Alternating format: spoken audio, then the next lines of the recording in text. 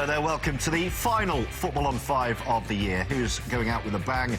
Who's going out with a whimper? Well, we're not going anywhere, so we'll stick around and bring you all the fireworks from the EFL over the next 90. And we're joined tonight by two men whose New Year's Eve party invitations must have been intercepted by Russian hackers, Michael Gray and Chris Iwelumo. Is this your best offer, Mickey? Yes, it was actually, yeah. Welcome to you both. Here's what's coming up. Sheffield Wednesday are on the charge after 5 wins in 6. The Streetwise Owls were at Deepdale to face Preston. McGeady off the woodwork. Neil or no Neil, it's been an unhappy Noel for Norwich, but the board are still banking on Alex to stop the rot, starting at Brentford. And Coyle on the boil.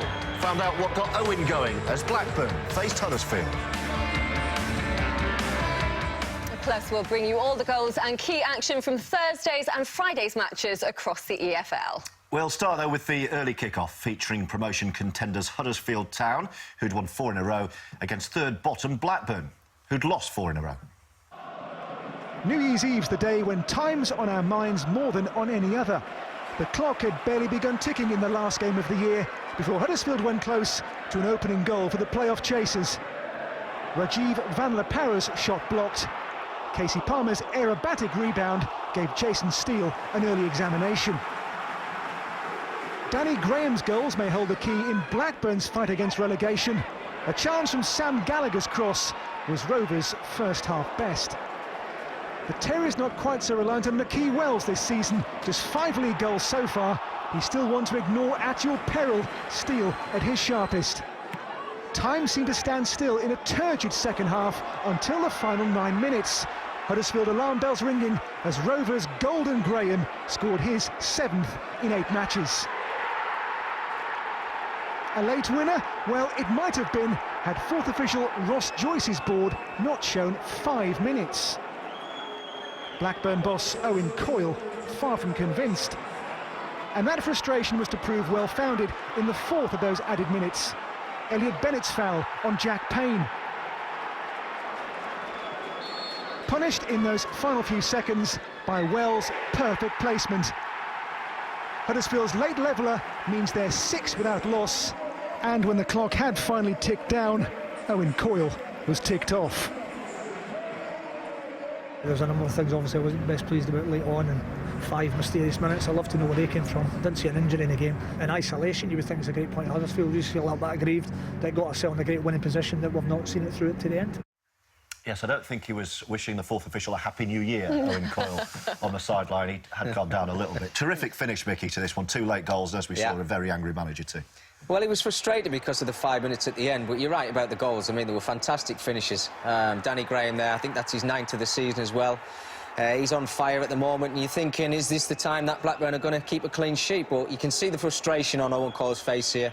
He's having a go at the 4th official. But look, instead of doing this, have a word with your players and say, look, there is 5 minutes to go, try and keep a clean sheet. But then Nakhi Wells comes up with a fantastic free kick to make it 1-1. And you can see the frustration on the manager when it comes to the end of the game. It goes straight across to the referee and the officials. He's going crazy. Happy New Year.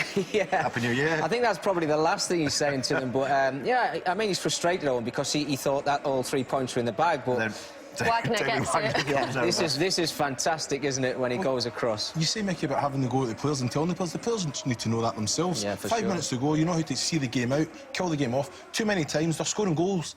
It's one of the hardest things to do in football, but they're conceding them. That's where they need to shut up shop. That's exactly what Coyle said afterwards. When he calmed down, he called it a fantastic point. He said, look, we're showing everyone we can score goals, but we're not keeping clean sheets. They'll stay in trouble until they do. Exactly. You know, I think it is a very important point. 4 losses on the bounce. They've got that point. They've ended that rut. Can they go again? But they are scoring goals. Just shut up shop, and then they'll climb. They'll get out of there. Right, let's move on to Sheffield Wednesday, who started a day in 6. They went to Preston on the back of their impressive Boxing Day victory at Newcastle. Yes, Carlos Carvalhal's team knew a win could take them to 3rd in the table. Simon Grayson and his side looking to erase the memories of their 4-1 home defeat to Leeds. Your commentator is Paul Walker.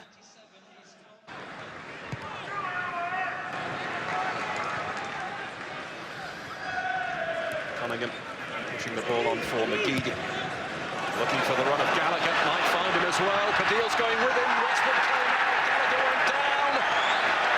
And the referee had a glance across at the assistant on this near side. He was unmoved. And Kieran Westwood is not happy with the way that Gallagher went to ground. Gallagher tries to knock it beyond Westwood. I don't think there's a lot there. Ball was always running away from Gallagher. Gallagher having to stretch to keep it in play. This is Robinson. Johnson. Robinson once more, let's fly. Took a wicked deflection in Westwood. Going down low. Able to get a glove on it. Great reactions from the Wednesday keeper. His team are 7 points better off than at this stage last season. Johnson. Gallagher again. Baptiste with Gallagher. Two former Sheffield United players there, incidentally. Just Gallagher. Not a bad try, but is always rising.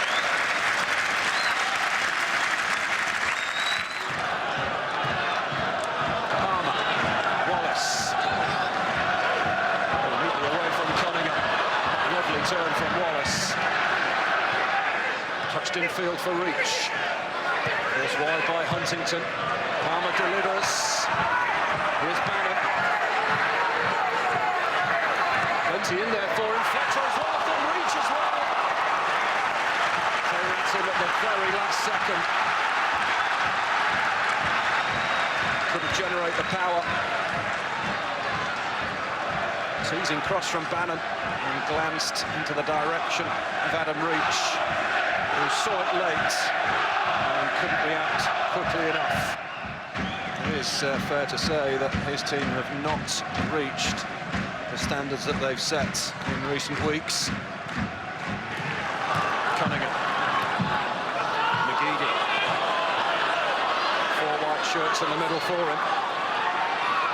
Going at Palmer, standing across up, turn clear, and an excellent block. Gallagher with the shot. Goes behind for the corner. The trickery from McGeady. Tipped away by Westwood, who recovered brilliantly to throw his body in the way of the shot from Gallagher. Gallagher's corner, floated in, missed by Westwood, dropped by Westwood, put home, but the whistle's gone.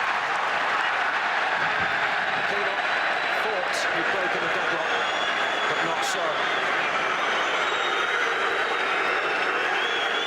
Here goes the corner, Westwood came, didn't get there. And the referee spotted a foul.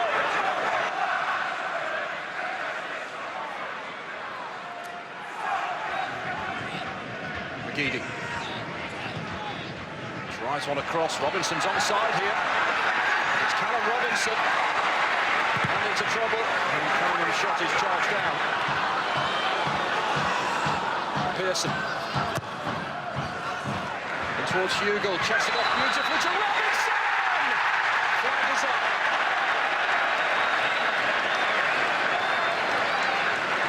Brilliantly executed. The assistant on that far side, and his flag in the air. Pearson sends it over. Just keep your eye on the assistant on that far touchline. Having a look across the line, and up it goes.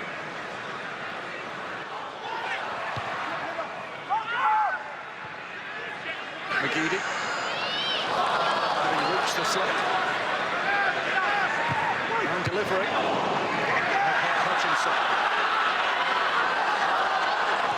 Slipping a beautiful ball through for Cunningham. It's Cunningham. And it's in from Cunningham, but it's possibly taken a deflection of Sam Hutchinson on the way through. But certainly Greg Cunningham will claim it. Well, the bubble will taste a little bit sweeter tonight if Preston win this. Greg Cunningham has squeezed it in, and you have to say on balance that Preston deserve it. Lovely ball on the inside of Jack Hunt from McGeady, and it goes in via a deflection. But Greg Cunningham definitely claiming it. Kieran Westwood left helpless. And is Sheffield Wednesday's recent terrific run of form about to come to a close in the final game of 2016? Johnson. Good play. McGeady! Hugo! Just couldn't set himself for the follow-up. But Aidan McGeady, a lick of paint away from putting the game to bed. Westwood was grasping at thin air. Padil. Got to go in there. The pass towards Luvens. Hunt. Bannon. So many up there. Barry Bannon. Lovely run through. Hutchinson. Ponga. Reach. Stopped again. Bannon keeping it alive. Giles in there. Hutchinson. Reach. Can you believe this? Adam Reach scores his first Sheffield Wednesday goal and breaks the hearts of his old club. Somehow, from somewhere, Sheffield Wednesday have clawed themselves level with what has to be the last kick of the game. Absolutely amazing.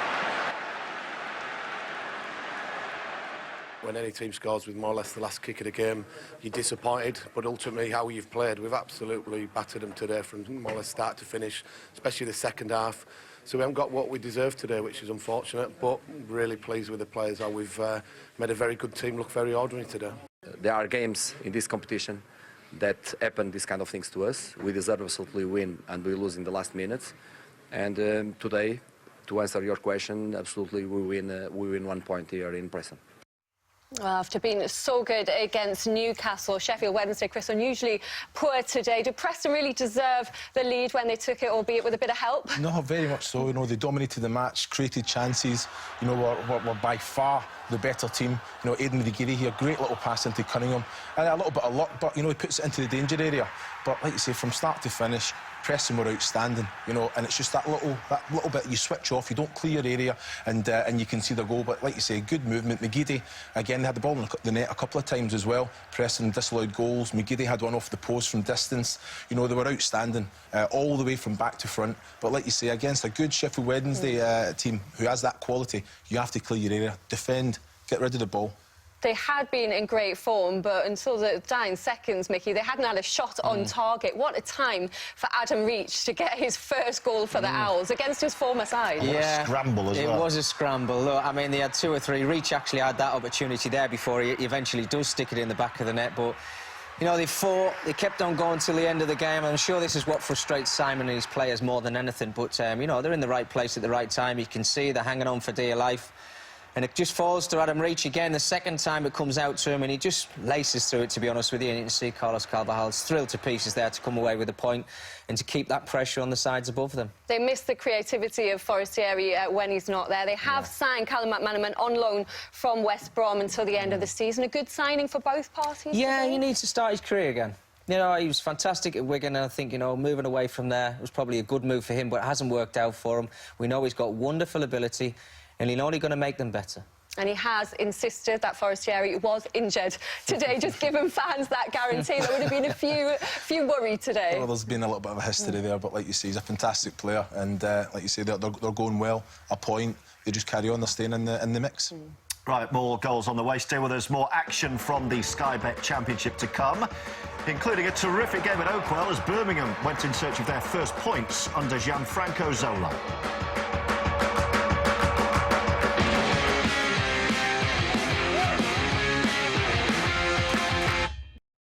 Mark him, Dave. Dave, mark him! Welcome back to Football on 5. We go to Pride Park next, where Derby County have been enjoying home comforts, winning 5 in a row without conceding. Well, the visitors were Wigan, who were hoping to avoid a 6th EFL defeat on the spin. The last time that happened was 23 years ago.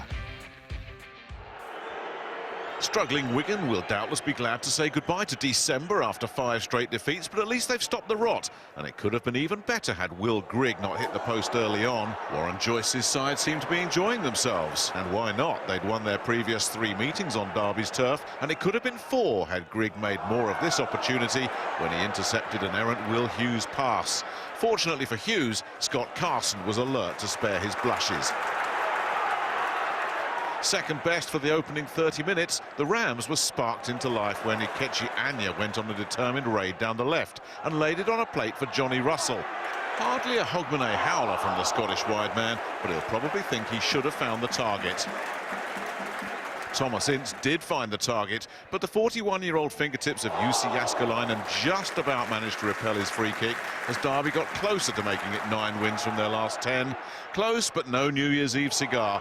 Maciej Vidra's late effort their best and last chance. A morale-boosting point this for Wigan, and it's 10 without defeat now for County.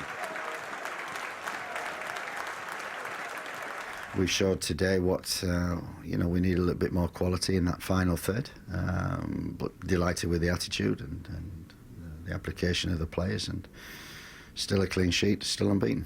We played some good football as well today, cut between the lines, played some clever football and enjoyed good possession, as well as working hard, really hard, and working together as a team to stop, a top side like Derby from hurting us. He'll be happy with that today. Warren Joyce, Wigan, their worst first half of the season against Rotherham last week. This, I think, was one of their best starts. If Will Grigg had any confidence, they might have won this game. Yeah, he seemed a lot pleased, didn't he? And I think, when you have lost 5 in a row as well, George, stuff like this, if you are winning, they end up in the back of the net. But unfortunately, the way it's gone for Wigan at the minute, these chances aren't hitting the back of the net, and it's why they're not winning football games. But on the other side of that as well, I think, you look at Derby County as well. I mean, 737 minutes, I think it is now, that they haven't conceded a goal. Oh, it's unbelievable. 41-year-old? I mean, I can't get that high anymore. It's incredible. But, I know, I could never get that high. But I think it's points drop for Derby because, being in that position before in the top of the table, I think when you look at somebody like Derby who are flying just below you, you kind of panic about them jumping into the playoffs, so they'll be disappointed that they haven't won that today. Still 737 league minutes without conceding. Incredible. For Derby at home, which is promotion form, you would say. 2 more matches to bring you now, so let's do that. We'll start with a reversal of fortunes at Oakwell since Barnsley beat Birmingham 3-0 at St Andrews 4 weeks ago. The Blues have sacked Gary Rowett, lost 3 out of 4 and slipped from 5th to 11th place. Yeah, Barnsley, meanwhile, have won 3 out of 4 since then to move above their visitors into 9th. These two level on points, and they served up an enthralling encounter at Oakwell. Marley Watkins with an outstanding assist for the opener, a top-class dribble, and he picked out Tom Bradshaw, who swept joyously home. The players were wearing black armbands in honour of club legend Norman Rimington. Sam Winnall dedicated the second goal to the former keeper, known as Mr Barnsley. He passed away aged 93 this week. He was also given the British Empire Medal. Jonathan Spector then inadvertently presented the Reds with a chance to make it 3. Thomas Kuszczak stopped Winnall from getting to the looping ball, and Ryan Kent was unable to pick out a colleague with a follow-up. Birmingham went up the other end to gain a foothold in the contest. Mark Roberts lost the ball, Che Adams picked out Jack Magoma, and it was game back on. The complexion of the contest was altered further after half-time. Adams got the wrong side of Roberts, who was deemed to touch the striker by the referee. With Adams having been clean through on goal, the defender's afternoon was cut short. Lukas Jutkiewicz took the penalty, and there was no saving this one. Winnall had 2 good headed opportunities as the 10 men went for the winner. He must have thought he'd scored with the first. After a damn good ball from James Bree, it was tipped over by Kuszczak. He had a busy day. The keeper wasn't required for the second effort. The Reds' top scorer will have to wait to make it a dozen goals for the season. Gianfranco Zola avoided becoming the first Birmingham boss to lose his first 3 league games, and his first point might have been 3 with a late goal-mouth scramble. His opposite number had no qualms about the red card. You can't complain about that. So it's sending off, a penalty, new rules, that's it. It's just disappointing, the manner of it, do you know what I mean? Because I do believe if we'd have had 11, we'd have won the game. Maybe the draw was right, but I really liked the reaction going 2-0 down, and you know, it was very positive. They didn't stop fighting, and we did some very good things. So you know, that is very encouraging. On paper, QPR went to Wolves as easy meat. Ian Holloway's men had lost 6 successive league games in the Championship. Wolves looking for 3 wins in a row. Still goalless in the league after a year out, Nua Dikko's finishing remains rusty. Bright Eno Bakare's back in favour at Molineux, all about power and pace. The teenage Nigerian won't come closer to a first career goal in league football. The second half saw the goals begin to flow. Pavel Shoek's cross, converted by Idrissa Silla, to give QPR their first lead since November the 19th and Holloway's first game back at the club against Norwich. Under Paul Lambert, Wolves are showing a certain resilience, and in Dave Edwards, a reliable goal threat from midfield. Behind for just 8 minutes, Edwards drew Wolves level.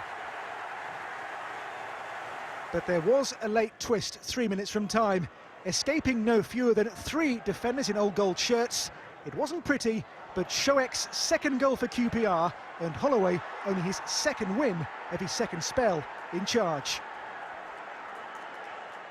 All the football in the world can't always get you it because you don't take your chances and someone goes bang at the other end. But I feel we've earned that from other games, maybe not today. So I'm sure Paul will feel that they were the better team and they played the better stuff. But at the end of the day, have we found out you've got to put the ball in the net? And we managed to do it twice today, which feels very nice.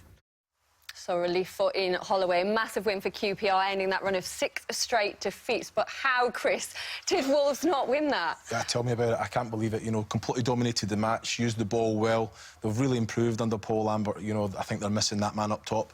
And saying that, Nua Dikko's came back, long time out. Sharpness is coming, but, you know, once he gets that first goal, you know, this is what he does. He scores goals. He works so hard for the team. But QPR, 2 shots on target today and they win the game.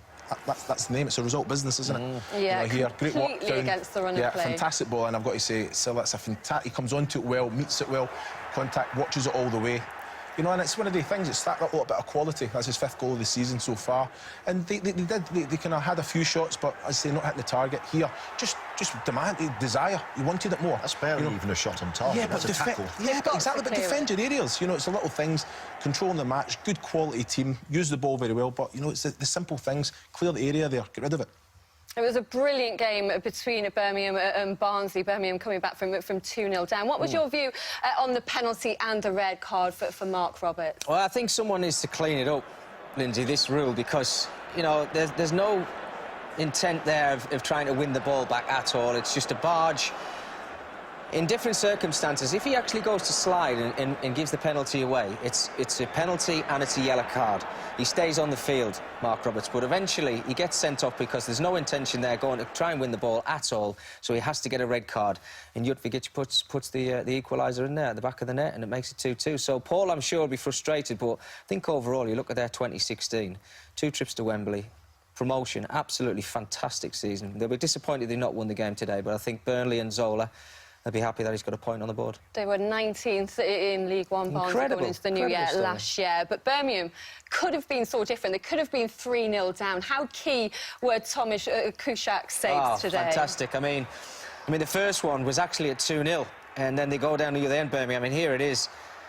It's just a wonderful save, which keeps them in it. Then they go up the other end, and they eventually get themselves back into the game. But again, there as well, this is a 2-2 near the end of the game there as well. I mean, this is fantastic. Great goalkeeping, and his manager will be very, very happy. Absolutely. Right, well, stay with us for more Sky Bet Championship action. Alex Neil is under pressure at Norwich. Could his team find the win they so desperately needed at Brentford?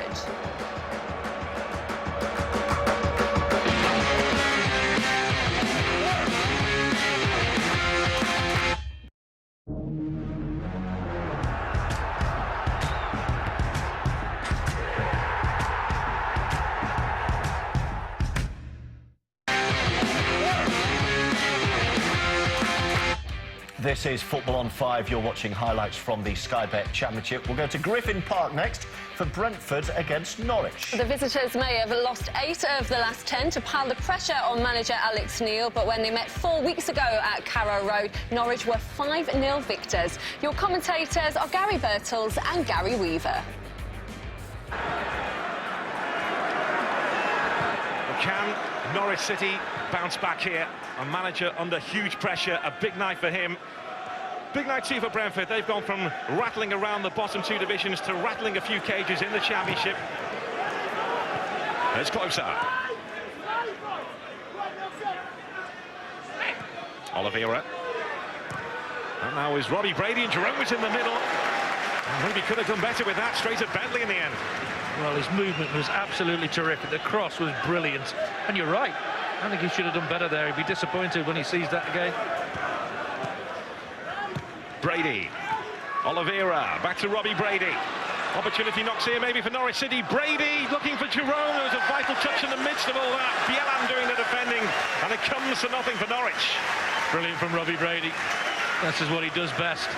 Gets beyond everybody. Unselfish there.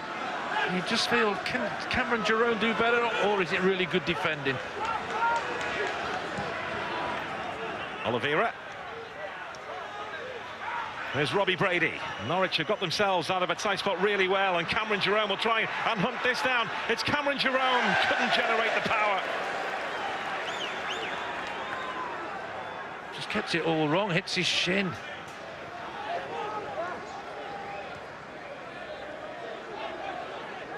Now Woods. Bielan. Nico Yanaris. This now is Hogan. First opportunity to come his way, just gets it stuck in his feet. Couldn't get his foot wrapped around it. Well, his team were top of the Championship in the middle of October. They've won 2 of 11 since. Which is why the walls have been closing in. Tom Field hanging in there. Kai wins the free kick.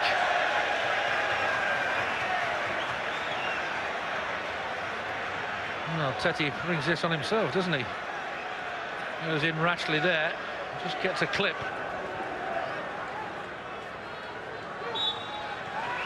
They might try and get this place roaring now as Kai sends that into John Egan, who wins the header. And Woody was worried for a second. Intelligent header here. Good defending, just does enough. Well, there's a man who's a legend around these parts. Martin Allen, now manager of Eastleigh. They had a 1-0 win at Boreham Wood today, and he will bring his Eastleigh team here in the FA Cup. Eastleigh have a big budget.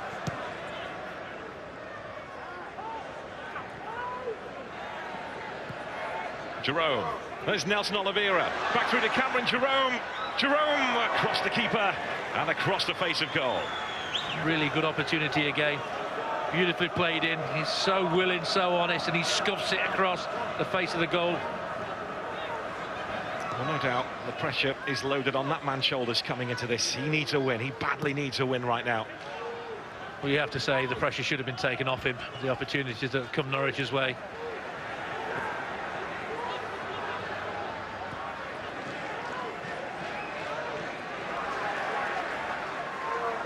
Bieland, now Woods. Pritchard hunting him down. Pritchard has managed to squeeze that ball through to Ivo Pinto. This could be trouble for Brentford. Ivo Pinto has found Cameron Jerome, who again cannot finish. No real confidence behind this at all. You just feel for him so much because, again, he's honest, he wants to get in there, but it's just a poor finish. Oliveira harried out of it by Bieland, who then goes to ground, and Teti wins the duel. There's Murphy. Cameron Jerome. Murphy wants it back. Cameron Jerome has found Jacob Murphy. It's Murphy, and that's a big save from Bentley. And on the follow-up, Malundu fires wide, but Jacob Murphy immediately involved, immediately making an impact. Does everything brilliantly, and then just scuffs it a little bit. Take nothing away from Bentley. Makes himself big, makes a save. There's Yanaris. Romain Sawyers again. Nico Yanaris. Brentford trying to work their way through. It's Sawyers. Norwich standing their ground, but Romain Sawyers immediately making an impact here. That was a crunching challenge made by Robbie Brady. And Robbie Brady is shown a straight red. Norwich City down to 10. Brady's tackle onwards, and the referee has immediately shown the red card. Oh, I'm not so sure this is a red. Both along the floor, both going for it. That's not a red card for me. They both slid in from a way out. Could have gone either way. For me, he's got to give a yellow, not a red there. There's Nico Yanaris. Now Barbette. Yanaris, Romain Sawyers, quickening things up. Hogan trying to get away. Last-ditch challenge. Wonderful challenge, too, from Bennett. It may just have saved the game. It certainly looked a brilliant challenge. First touch is a good one. Oh, just gets the ball as well, doesn't he? A night of what-ifs for Norwich City. A draw in the end. The questions will keep being asked of Alex Neil and his position at Carrow Road. The owners and the chief executive applaud the effort from Norwich City tonight. My overriding feeling at the moment is disappointment, because I felt we'd done enough to win the game. But I don't think anybody can question the players in terms of how they're trying to go about the work and how hard they're trying, you know, so that's a positive. I can see why he sent him off. You know, his foot's raised a little bit off the ground, and I think he catches Woodsy in the stomach. I know Woodsy slides as well, but I think he just gets there first. Right, well, let's start with that straight away, the controversy. Norwich, Chris, could well have won this game. They were on top, and that incident and the red card subsequently really took the wind out of their sails. It did that. You know, I think they were on top. I think both players slide, they go to it. You know, the foot is a little bit raised, but for me, it's you let that one go. As I say, he comes out with the ball. Red card, not for me, definitely not. But like you say, the players were definitely playing for Alex Neil today, and they showed that, just unlucky in front of goal. The only thing I can see here is he studs Robbie Brady. As he goes in for that challenge, they're a little bit raised, and I think if the referee has seen that, that's the only reason he can give a red card there, but otherwise, that's just a yellow. Yeah, but both studs are up. Both players are sliding. Yeah. That's what I'm saying. Exactly. What I'm saying. So not a red card? Not for me. I don't think it was, no, but the referees jumped straight on the spot. An instinct said, oh, I saw some studs raised here. He saw Robbie Brady's rather than Moore's, and he's just given the red card, which is a bit crazy. But as we heard in commentary, it shouldn't even have got to that point for Norwich, because they should have had a few goals before that. And Cameron Jerome, a confident striker, it seems, with absolutely no confidence. And, you know, and he's prolific. He is prolific in the Championship. But he's scored 9 in 9 now. Yeah, but I know, but tried and tested. If you go previous, he is a confidence player. He should have hit the net today, and it just wasn't the case. He works so hard, he runs in behind, he's always an option. And like here, you know, he broke his neck to get there. It's just contact, watch it all the way, body over the ball, make sure you hit the target. It's one of them, just confidence player. But like you say, he's been trying to test at this level, George, and he's scored goals time and time again. I think he's a player who needs 4 or 5 opportunities to score goals. Well, he had 4 or 5 there. Yeah, exactly, yeah, but he's got no confidence at the moment, and that's why he's not scored 9 in 9. So, look, he's a good player, he works hard. He'll always work hard for the team, but I think when it comes down to opportunities, is he a match winner? Is he someone who's going to get you back into the top 6? Possibly not. The weekly Alex Neil question, Chris, what does that do to his position and the pressure upon it? Look, I'm a big fan of Alex Neil. The players played for him today. They created chances for him today. He's not coming out and saying, oh, it's shambolic. You know what I mean? He's coming out and saying the players, I can't have a go. They're performing for me. They're working hard. They're playing well. They're creating chances. On another day, they score 3. But you've already said tonight it's a results business. And it's a result business, George. It is. But the players are playing for him. You know, so if the club come and make that decision to let him go, so be it. But for me, he's the right man to get them out of that. All right, well, stay with us. Anyway, we've got all the goals from Leagues 1 and 2 coming up a bit later on. Next, though, we'll show you last night's action from the Sky Bet Championship, including the goals that saw Newcastle end 2016 top of the league.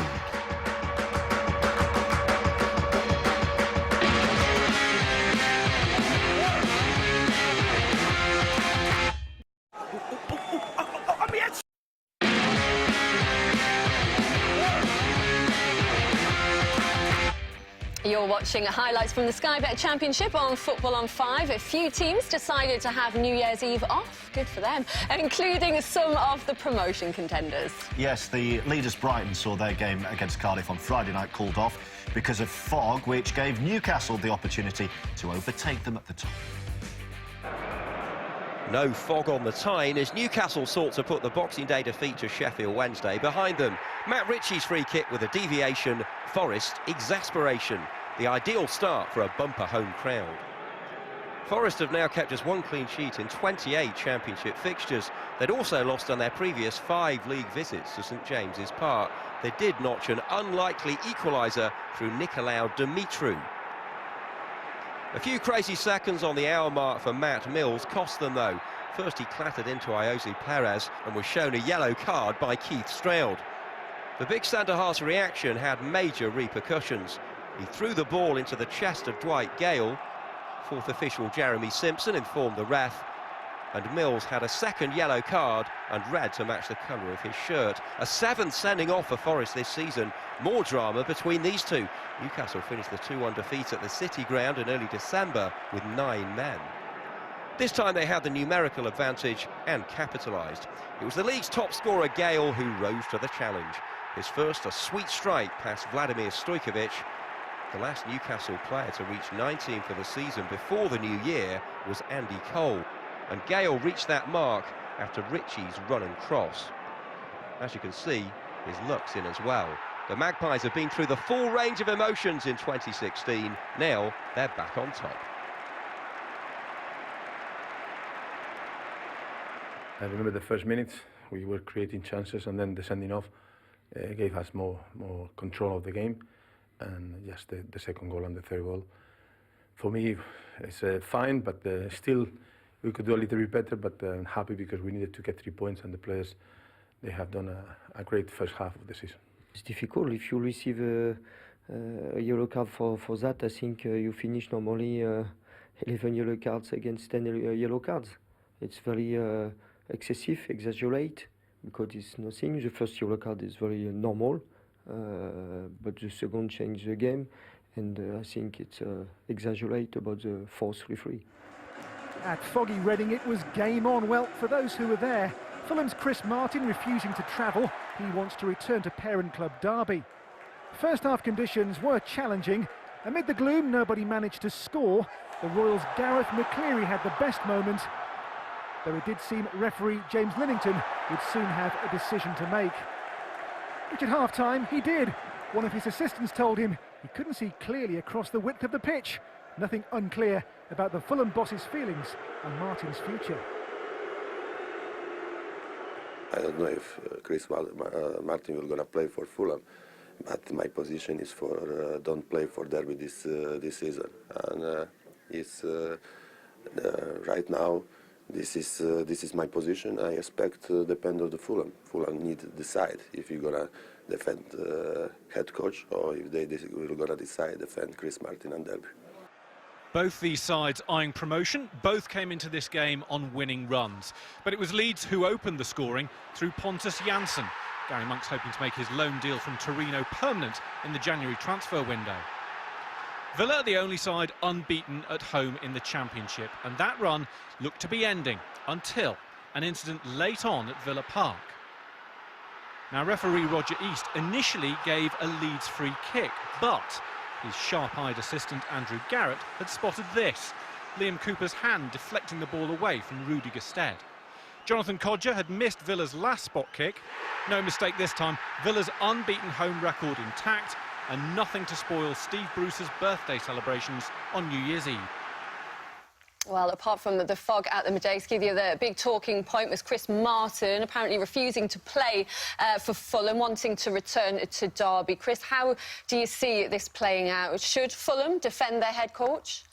Well, yeah, I would expect Fulham to support their head coach, but for me, Chris Martin, his parent club's Derby, they want him back. His loyalties lie with Derby. Whatever's went, he speaks to his manager, Steve McLaren.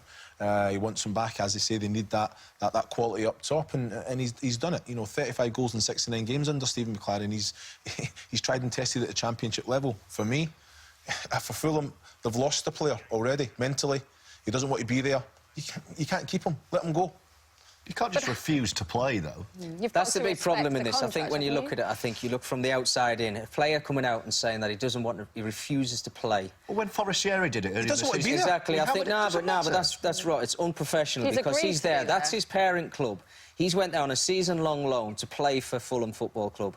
To turn around to say that you're not going to play. And I don't know what's been said from Derby's side. If Steve McClaren wants him to go back to the club, then it should be Derby speaking to Fulham. It shouldn't be the player coming out refusing to play for that club. I think it's totally out of order. I'm sure the Fulham fans and the manager, as we've just heard there as well, is going absolutely crazy. Look, it could have been dealt with a lot better. I understand where you're coming from. You know, if he wants to go back, sort it out a different way. You know, you sign a year's loan. I think there's money involved in it as well. I think there's a £3 million fee, a loan fee there as well. But it's just been dealt with totally wrong. They've lost a player, and if he goes back in that dressing room at Fulham, they've lost a dressing room, 100%. Well, let's hear what Steve McClaren had to say about it this evening. I mean, I'm a big admirer of Chris, and obviously when I came here, he'd already gone on loan. If I could have him back, would I? Yes, of course. But, you know, that's out of my hands and out of everybody's hands, and that's up to Fulham and Derby. Well, he certainly wants him back. You can see why, as you said, Chris, the amount he scored, but he's Fulham's top scorer as well. Exactly. They've got Brighton on Monday. Will he still be there, do you think? For me, I think he will be there, but I think it will be sorted out. But you've got to remember, he done the right thing. He wasn't playing under Nigel Pearson. He wanted to go out and play football. He done the professional thing. He went and played. He is a goal scorer. He's done that for Fulham. But a new manager comes in. He wants him back. They have a good relationship because he performs under him. He scores goals under him. That's where his loyalties lie. That's where his family's based, whatever it may be. That's where he wants to be. So he's not going to deliver for Fulham now, if he plays or if he doesn't. Well, Newcastle, top of the league, going into the new year.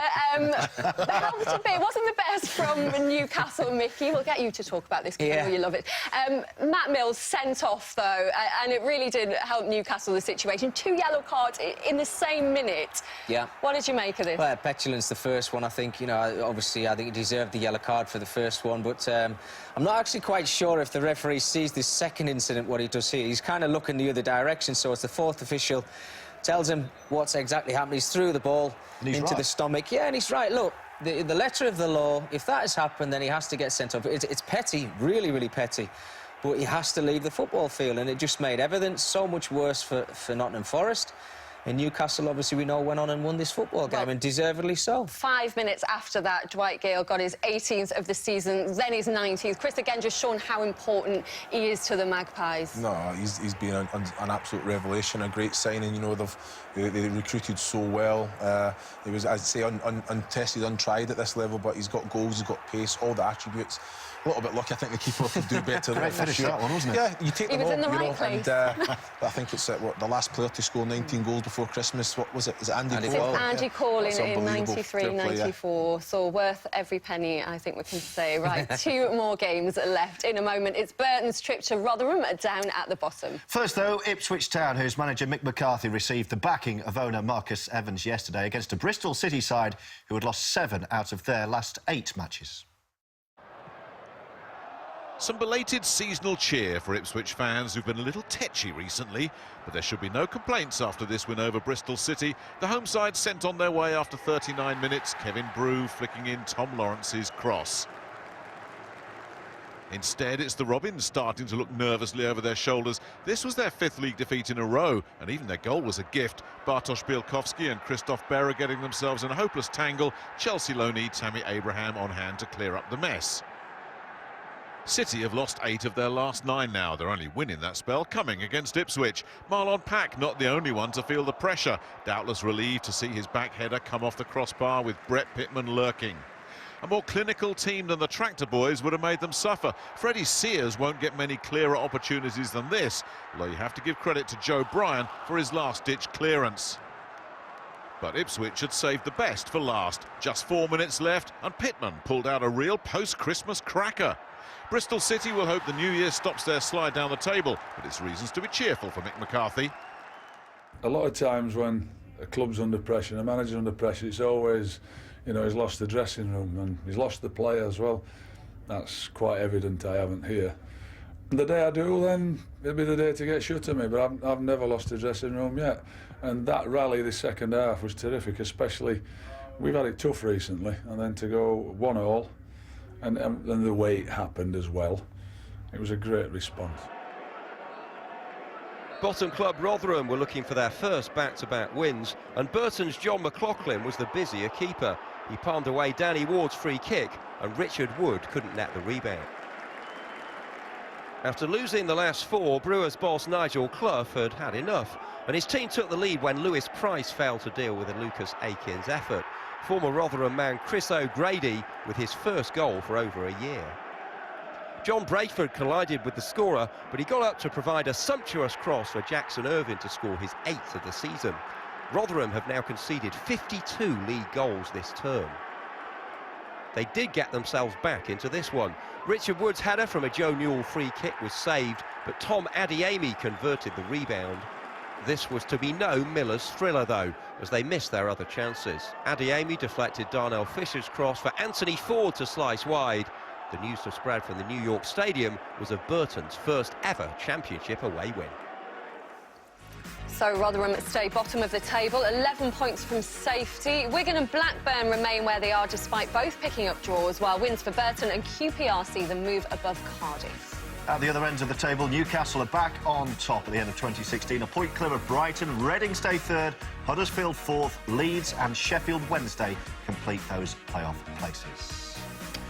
Time then for a quick half-term report. We can remind ourselves, gentlemen, of the predictions you made at the start of the season, see how we're getting on. Not a million miles off, with a couple of notable exceptions. Norwich have both done you at the top end, and of course your brilliant Huddersfield prediction, Chris, at the bottom. Mickey, not bad at all. What's been a surprise at either end for you both? I think Brighton, the consistency I think that they've showed. I know none of us have picked Brighton, but I think they've been absolutely outstanding. They've still got that game in hand, so they can go top with that game in hand as well.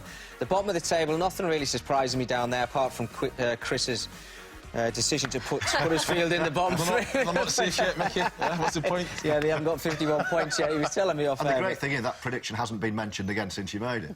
Just for that, George. Really congested around the playoff positions. Yeah.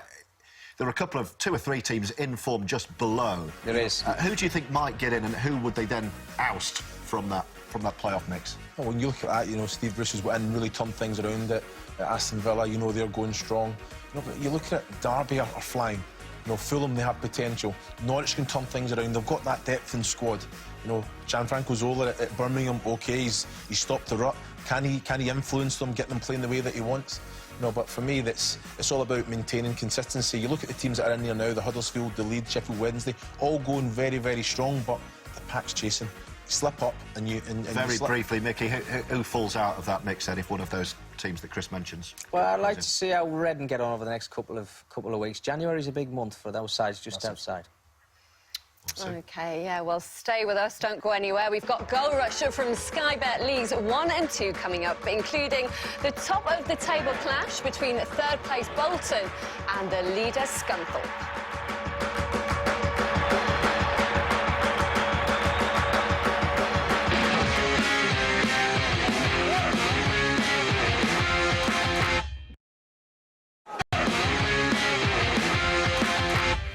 Welcome to Goal Rush on Football on 5. We'll start in Sky Bet League 1 with a top-of-the-table clash. Scunthorpe knocked Bolton off the summit in mid-September and have been there ever since. Scunthorpe had begun the day top of the table, though their title challenge has come unstuck somewhat in December with just 1 win. Paddy Madden denied by Ben Alnwick in the Bolton goal. Alnwick then turned provider. His long-range kick knocked down for Josh Vella to score his 3rd in 5 games. Scunthorpe had an equaliser disallowed for offside, but Bolton could and should have doubled their lead when Vella found Zach Clough, but his effort was too high. Bolton boasts the tightest defence in League One, but near constant second-half pressure from Scunthorpe eventually paid off, thanks to a great turn and finish from Neil Bishop. Sadly for him, that touch then deserted Bishop in stoppage time. James Henry pounced to make it a magnificent 7 home league wins on the trot for Bolton, they leapfrog Scunthorpe in the battle for automatic promotion. An inspired moment from James. You know, he's waited for that moment, you know, since he's been here. He's come close a lot of times. He's found himself out the team, but he's kept plugging away, and that'll do him a lot of good. So Bolton into second above Scunthorpe now. Mickey, how much of a psychological boost do you think that is in the title race? Oh, it's huge. I think that certainly sends the message out to the rest of the league. You know, when you're playing at home, when you're in the form that Bolton are in at the moment as well. I mean, Phil Parkinson there's thrilled to pieces as well. But it all started from this, not pretty football, but Josh Vela, he won't forget that for a long time. It's a wonderful strike for them, hasn't he? Yeah, absolutely. What, 3 and 5, I think he's got at the moment as well. So that's great form from him. But look, they don't concede goals as well, and this is the winner here. It takes that little bit of a deflection, but, you know, Phil Parkinson, his side, won't care about that. They've picked up all 3 points. And I said about that message that sends out to the rest of the league. I mean, that is a huge win for them against Scunthorpe today. And they just hardly concede goals, Chris, don't they? He's got them completely organised. Well, it's part of the game. Shut up shop, create chances. Very good on the ball. But like you say, you keep it out your own goal, and they've got the players, the quality in them, that they're scoring goals like that as well. All types of goals. Yeah, it's massive. Huge win for the Trotters. Right, let's move on, because 7 more games took place in Sky Bet League One today. We'll start with Sheffield United, whose manager Chris Wilder, well, he faced his former club Northampton for the first time since leaving them to the League Two title last season.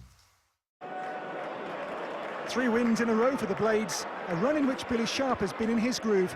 He'd scored twice in each of his previous 2. Here he nearly turned provider Paul Coots off target. Before the game, boss Chris Wilder had said that Sharp and Leon Clark can play together as a front 2. This game, not the most compelling evidence for the former Northampton manager's case. It really wasn't Sharp's day, kept out from close range by the post. The striker set to remain on 16 league goals for the season. And was that the last chance gone? Not quite. As the clock raced towards 90 minutes, it was Kieran Freeman who showed the strikers how it's done. His first home league goal this campaign to take the Blades top for the first time this season. The first point in the league since September came on Boxing Day for Bury, but Chris Brass has hardly turned things around since taking charge 6 games ago.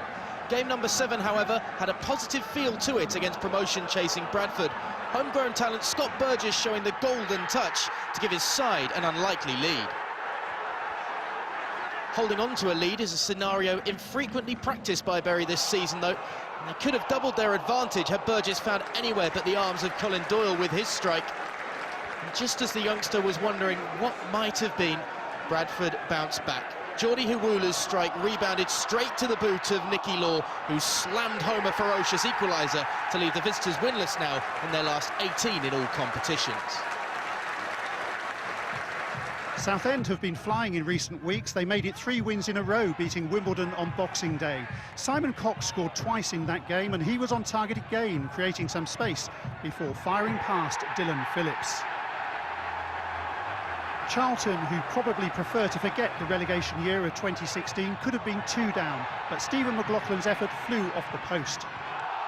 With Ademola Lookman touted to be on the verge of a £10 million move to Everton, Joe Aribo came in and almost scored his first league goal.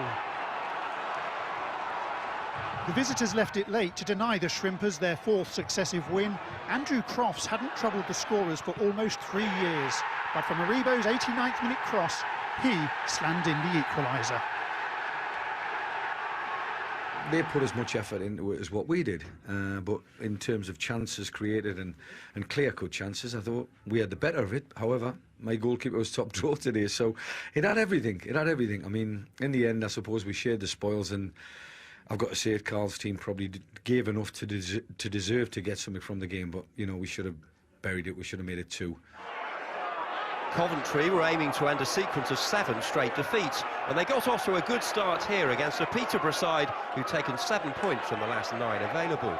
Sky Blues captain Jordan Willis scored in Russell Slay's opening game in charge, and he did so again in his second. Ultimately, the recently appointed manager recorded his first point as boss, but he'll be disappointed his team didn't hang on. Posh had conceded an injury-time equaliser on Boxing Day against Gillingham. This time it was they who levelled in the closing moments through Michael Bostwick. Oldham were the last team to beat Fleetwood on the Fylde coast in a cup match in October, but this turgid affair only came to life in the closing minutes. Fine work from substitute Devante Cole, his cross turned into his own net by Oldham's Josh Law. Oldham only managed one shot on target all game. Little surprise they failed to score in almost two-thirds of their league matches. Chris Long's effort for Fleetwood was offside. The Cod Army are now unbeaten in 10 League and Cup games. Bristol Rovers had scored 8 in their previous 2 at home, including a Billy Bodin hat-trick over Coventry. Here Bodin teed up Matty Taylor, and while keeper James Shea did well to keep Wimbledon on terms, it was only a temporary reprieve. Chris Lyons put the ball back into the danger zone, and this time Rovers' main marksman, Taylor, made it count. Both clubs will have fond memories of 2016 and their promotions from League Two, but the Dons were heading towards back-to-back defeats as Rovers struck twice in 9 minutes. Again, Lyons with the assist, and Taylor made it 18 for the season in all competitions. 3 wins out of 4 in December, and Rovers are just 2 points adrift of the playoffs. After a Boxing Day blip ended Oxford's 5-game unbeaten run, Michael Appleton wanted to see a response from his side before ringing in the new year. He almost got it too when Ryan Ledson's deflected effort scuffed wide of the post, denying the midfielder his first goal of the campaign. The Saddlers weren't to be outgunned though, as they showed glimpses of the firepower that took them to the playoffs last season. Joe Edwards almost opening his account for the club with this optimistic effort, before all 3 Walsall substitutes failed to punish the home side on the break. First Erhan Oztumer, then Kieran Morris, and finally Andreas Makris, unable to find a decisive touch to end the stalemate. So Sheffield United finished the year top of a division for the first time since the 1970s. How much credit to Chris Wilder for this? I'm seeing posts on social media from Sheffield United fans saying thank you, Chris Wilder, for giving me my club back. Well, that's it. He's created something very special there. You know, he's a fan himself, being served at the club, you know, he's created an ethos in that atmosphere, in the dressing room with the players. They work for him. Quality. They're a sleeping giant, you know, but they're playing football, they're scoring goals, they're winning games, and you know, a testament to him. He's a fantastic. When I speak to the players, they say about his man management, and that takes you so far as well. The players are really on board and believe in what the manager's saying to them. Over 2016 for Northampton and Sheffield United, 47 league games, Chris Wilder, only 4 defeats. Absolutely amazing. Key point on Sheffield United, can they now stay there, Mickey? Well, there's no doubt they can.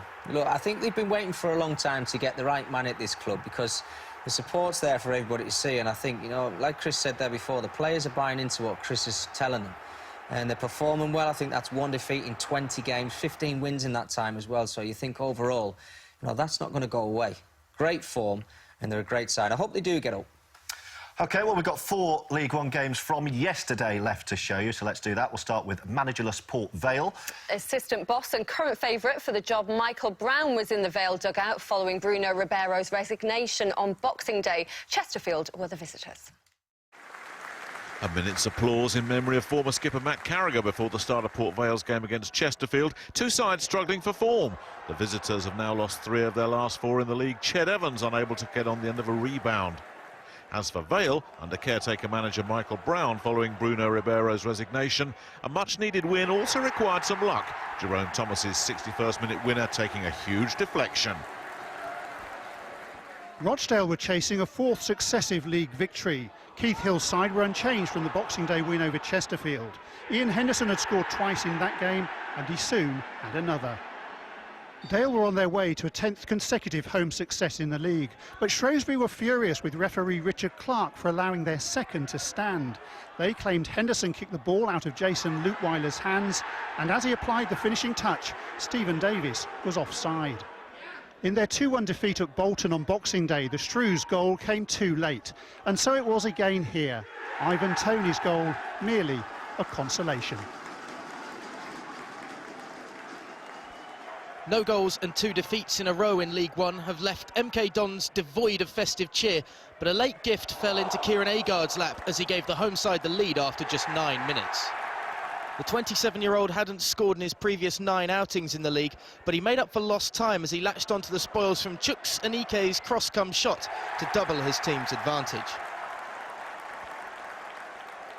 The two-goal lead, however, lasted only for a matter of minutes, as Darnell Furlong's looping cross got the better of David Martin, leaving Luke Norris an easy finish into an empty net.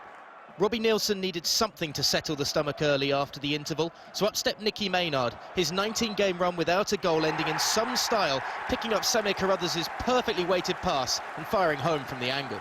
With 24 minutes to go, Rafael Rossi Branco halved the deficit once again, but the Dons hung on as Swindon suffered a third straight loss on the road. Millwall are hoping they're hitting form at the right time. Back-to-back wins in the league. They were ahead when Lee Gregory scored his 10th of the season. Millwall took control of this game around the hour mark. Fred Onyedinma barrelled his way past Paul Konchesky and then blocked his clearance to double Millwall's lead.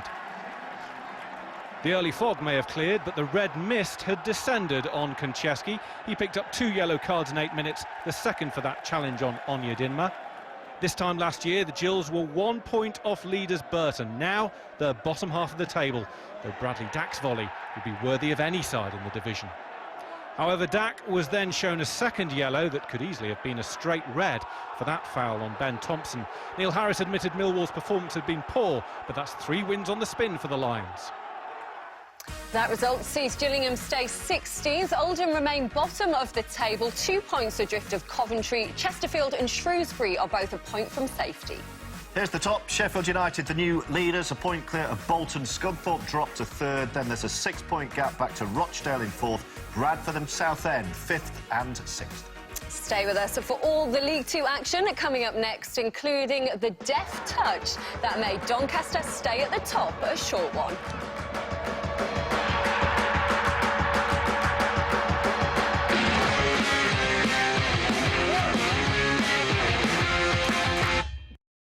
Mark him, Dave. Welcome back. This is Goal Rush on Football on 5, and our Sky Bet League 2 action starts with the battle for first, where Plymouth, Carlisle and Doncaster have all taken turns at the top. Well, Rovers' 6th win in 7 saw them hit the front on Boxing Day. Today, they were at Mansfield. North Notts hosted South Yorkshire in a crunch at lunch, and the leaders fell behind after an hour. Malvin Bennings, long ranger, and how about that for a flick from Matt Green?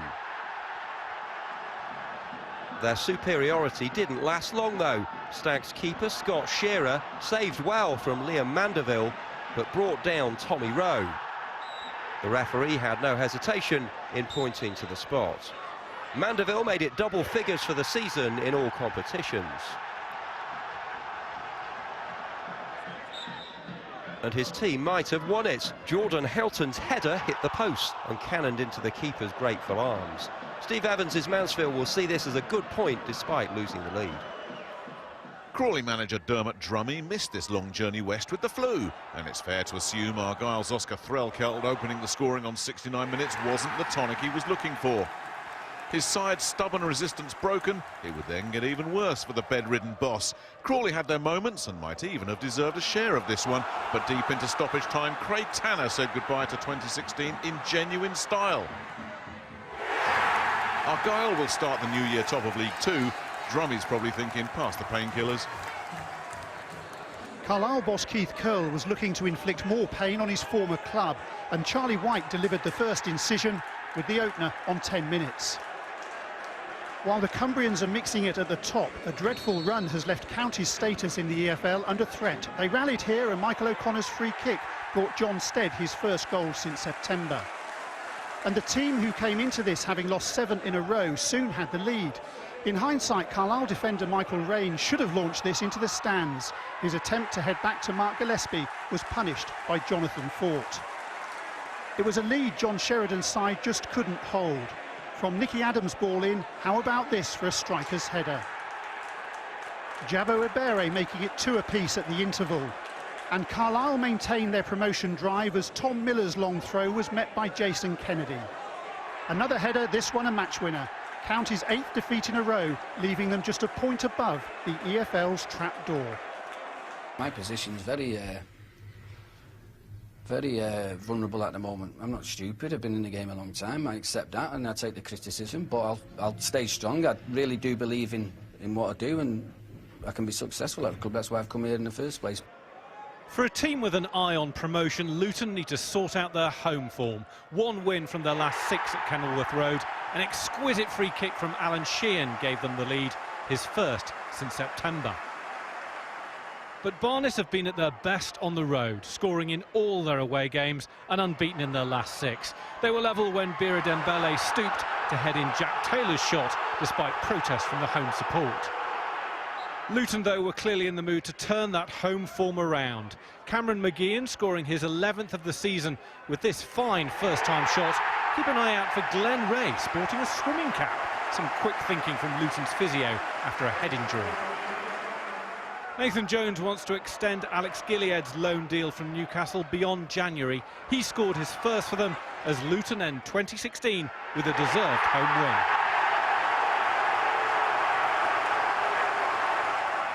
The motto for Cambridge is clearly, if at first you don't succeed, try, try and try again. Harrison Dunk doing the honours. Cambridge had never lost in 6 seasons when he scored. For a team who didn't win any of their first 8 league matches this season, Cambridge are absolutely flying. How's this for a terrific counter-attack? Nearly finished off by the acrobatic Dunk. Sean Derry's Hughes on course for a 6th successive League Two win into the 4th additional minute. Orient in decent home form, having won their last 2 at the Matchroom. It took a slice of fortune to earn a point this time. Ollie Palmer's shot deflecting in beyond goalkeeper Will Norris. A dramatic finish to Orient's year. The third best attack in League Two was looking to fire Blackpool into the top 6 with a 4th win in 5 on their travels. But Grimsby keeper Dean Henderson had other ideas as he denied Carl Vassell's driven effort. The teenager on loan from Manchester United kept a clean sheet on his debut against Accrington on Boxing Day, and it was more of the same as he denied Vassell once again to leave the Tangerines outside looking in on the playoff spots. So another change at the top. Plymouth back up there. Carlisle second after coming back against Notts County. What's gone wrong, though, Chris, with Notts County? 8 straight defeats. It's pure defending. I've got to say, I hear what John Sheridan's saying about what he believes and what he does and what he puts to the players, but look at this. You know, stop full-back, stop the cross from coming in. Centre-back, go win the ball. A free header, Jabba Beery puts it in. You can't give any space. From a throw. From a throw-in, pure defending again. You know, it's 2 defenders there against Jason Kennedy. Can't happen at any level. So I feel it. I think they're under a kind of transfer embargo at the minute. He's saying he needs an overhaul of players. You know, it's not going to happen. You know, I think it's not going to happen. He needs to address these simple errors, and that'll get them going. But you don't think he'll turn it around? Well, no, I believe that he's got it in him, but he has to take it down. It's simple, basic things in training, isn't it? Stop the ball from coming in. Right, 6 more games on the way, including the 3 played last night. We'll start with 2 teams looking to break into the playoff picture. Stevenage against Colchester. Colchester took full advantage of Stevenage's continuing homesickness, scoring twice inside the first 20 minutes. Brennan Dickinson powered home his 6th league goal of the season, and before Borough had recovered, Jamie Jones then brought down Curtis Guthrie. No doubts about the decision, and no problem for Guthrie from the spot. Colchester cruising to their 3rd away league win out of their last 4. But not so fast. Stevenage hit back with goals either side of half-time. Ben Kennedy with the first, getting on the end of Stephen Schumacher's free kick. And then Matt Godden sneaking free to pull the home side level. But Stevenage couldn't go on to claim a first home league win since early September, because the visitors went in front inside the last 10 minutes. Chris Porter with the decisive final touch. John McGreal's improving side are close to the playoffs now with 5 league wins out of 6. But it's the same old story for Stevenage, made worse in stoppage time when Reading loanee Tariq Fosu-Henry rubbed their noses in it. Accrington's first League Two victory in 10 came courtesy of Billy Key's 8th of the season. Stanley's first goal in 6 away games. Alex's winless run was extended to 5 matches. Callum Ainley denied by Aaron Chapman before George Cooper hit the side netting. December's been the making of Exeter's season. Just over a month ago, Paul Tisdale's team were bottom of League Two. That feels like a long time ago. Ollie Watkins was to have an end of year to remember. His goal, the half-time difference, his second, had the Grecians 2 clear 2 minutes after the restart. The game was over well before the hour after David Wheeler made it 3. Bottom team Newport condemned to remain there into 2017.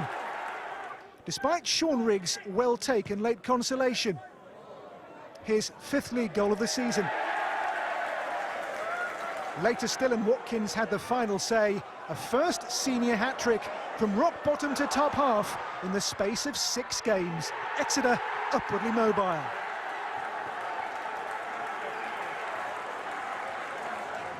More than 6,000 spectators, the biggest league crowd of the calendar year, were at Huish Park, but exactly how much they saw, well, just look at this.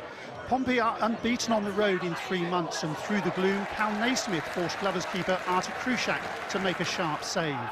Yeovil also had their moments. Kevin Dawson, we're told, was denied by Christian Burgess's goal line clearance. The hosts almost ended the year with a winner, but Otis Khan's 84th minute strike hit the frame of the goal.